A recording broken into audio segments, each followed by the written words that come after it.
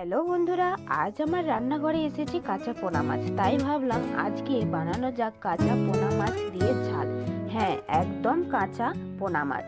তো কম উপকরণে ঘরের মশলায় এই রেসিপিটা একবার দেখলে বানাতে ইচ্ছে করবে। আর এত সুন্দর, এত টেস্টি খেতে লাগে, একবার খেলে বারবার খেতে মন চাইবে।